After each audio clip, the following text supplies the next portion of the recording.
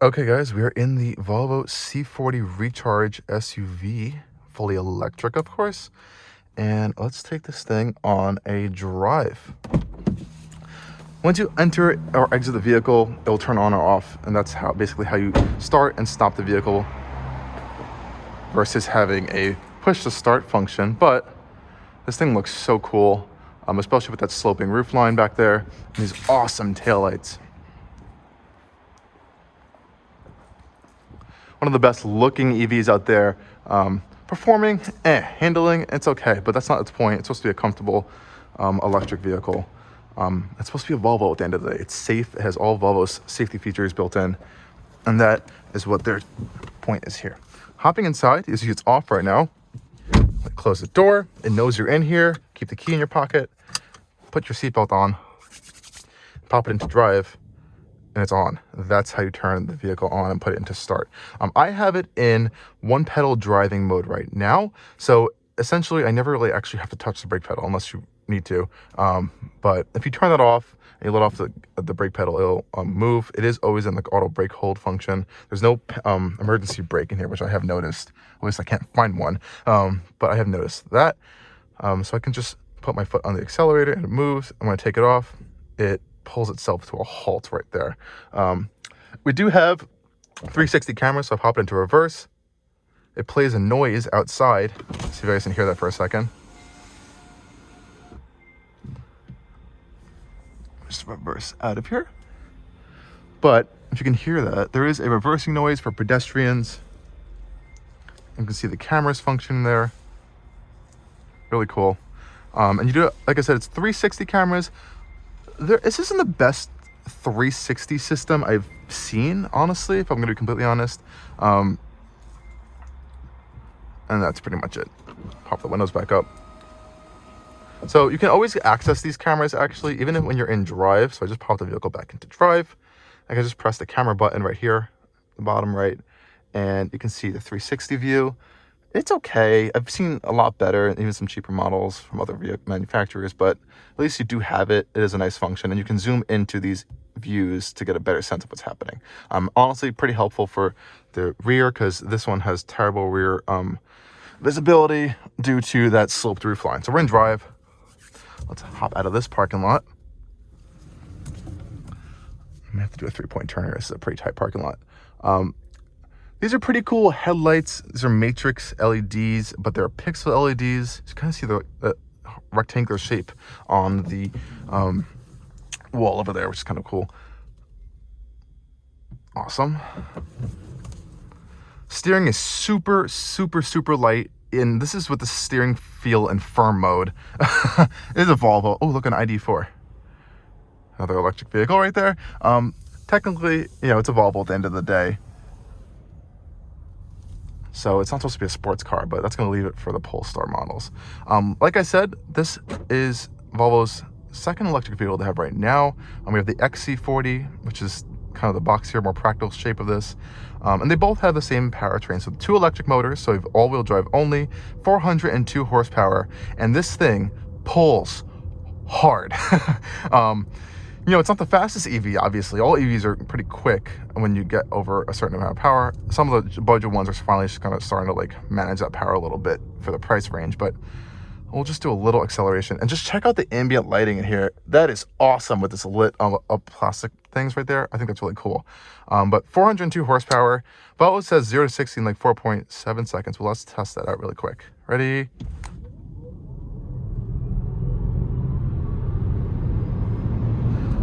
You guys can time that for yourselves, but that was fast. And like I said, I didn't even put my foot on the brake there. That was fully one pedal driving. And that's how aggressive Volvo's one pedal driving function is. I think the headlights are on. I'm still learning the vehicle a little bit, but Volvo's one pedal driving function is very, very, very aggressive. So I'm gonna show you that right now. So I'm gonna take my foot off the accelerator, and you can see how we pull hard to a stop. And you can see it's charging up the battery as it's full regen. So it's not even using the brakes, it's using the motors to charge the battery. Now, once you do get used to this, you can kind of play with it. So letting off the throttle a little bit, you can see You can just kind of play with it, and you really do get used to it. It took me a little bit, but once you do get used to it, I haven't even found myself touching the brake pedal. And you can kind of like time it out in your head when you're gonna stop, which is really cool. I don't know, it just got used to it to me, so I haven't even turned it off, but I can understand for a lot of people that wouldn't like this. I could see for like more city driving, I might want to use the brake pedal for like abrupt stops, but like I said, you can always use a brake no matter what, even if you're in one pedal driving or not one pedal driving. And even in just driving around, and you can just do, Jesus Christ, you can just do that. You know, people love EVs just for their, you can see that aggressive regen right there. People love EVs just for their acceleration because it is nuts.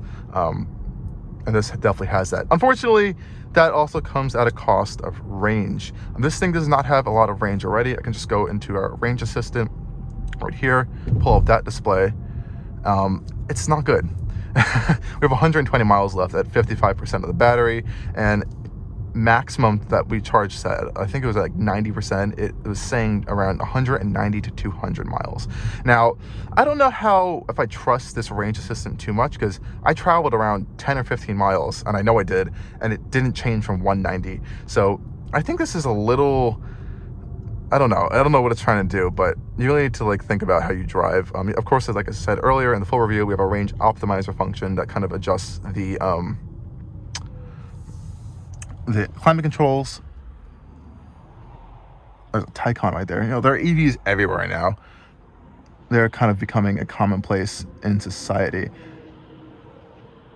Let's just merge onto traffic over here. And I think that is one of the fun thing about EVs, or even just higher powered vehicles in general. Of course, you don't have an engine sound or exhaust note, but if you're in traffic and you have like a decent powered EV, you can just zip through and get around someone or pass someone really quickly and swiftly with this amount of instant torque, which is incredible. I'm going to loop around this highway, and I can show you guys Volvo's Pilot Assist in a second, but I do want to make a note about this vehicle's handling. This is not a sporty vehicle at all. Other than its insane speed, I don't find this to be sporty in any sense. The steering is very vague, light, no feel. It's, you know, very video gamey, I'm going to be completely honest. Even in the steering firm function, and that's fine. Most people don't care. Personally, I care about that, so that's one of my just complaints for my personal thing, but that's different for everyone. People might appreciate really light steering. They don't want to have to put so much force into the steering. But if you don't want that, you're not going to find a nicer, quicker, faster, or direct steering rack in the C40, unfortunately. Nonetheless, it is very composed, and you do feel the weight of the vehicle. Like going over bumps, you can hear yourself going over the bumps, but you feel nothing because it's so heavy. The suspension just kind of like cancels it all out. Like I said before, in the vehicle, watch what happens. So it says 120 miles of range right here. And you just pop it into like the climate control on, it's going to drop to 110 miles. So it's going to compensate for the climate control being on when you when it's calculating your range. And that's a big factor with EVs, is because, you know, it's not running off of an engine. It's kind of running everything off the battery, and all those electronics are going to drain your range. And as you can see right now, you do have a map in your center driving display right here. But if I turn on Apple Maps and Apple CarPlay or Waze, you get a blank screen here, which is really unfortunate. I know BMW is putting Apple CarPlay maps up here, or like Apple Maps into the center display. Not many other manufacturers are doing that, I think, but at least keep this map up. I wish they just left that up even, but they'd give you nothing.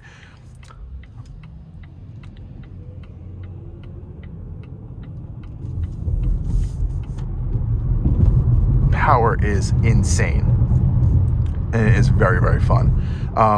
Charging wise, you do get up to 150 kilowatt hour fast charging. I believe Electrify America is providing a certain amount of free charging with this vehicle for a certain amount of time. I'll leave the details in that in the video. With the brights on, it is pretty good headlights. Fantastic. They're automatic, of course.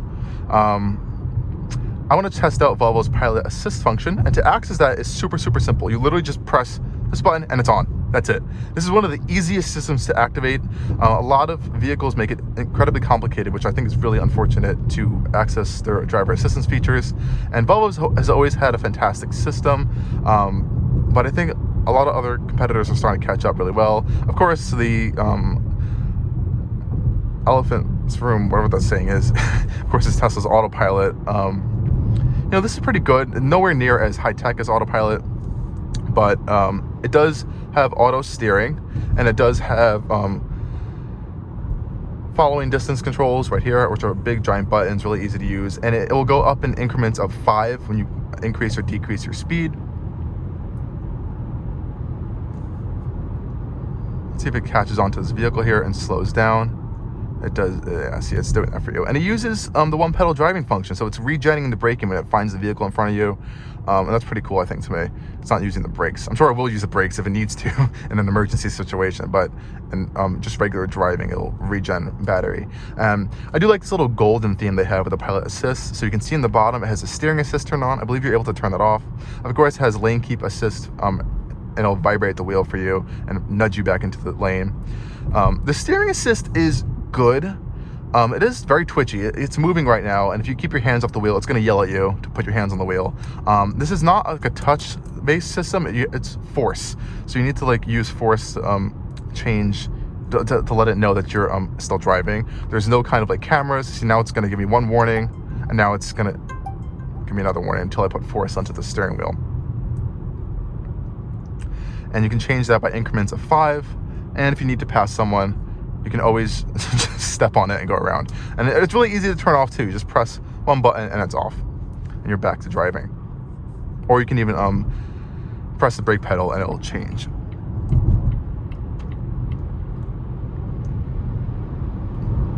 And there is no shortage of power in this car at all. It is just a shame of the range for this price point, because there are a lot of vehicles that you can get that have greater range capability for either cheaper or at a similar price point.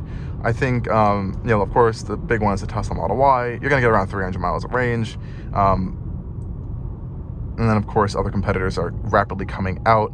Even cheaper vehicles that are really impressive these days, such as the Hyundai Ioniq 5 and the Kia EV6, they may not be, you know, as premium of an image as you might think of a Volvo, but they have pretty much everything you're getting in this car and more range and even quicker charging time. So I don't know, it's something to think about, but definitely if you're going to be buying an EV, you got to do your research.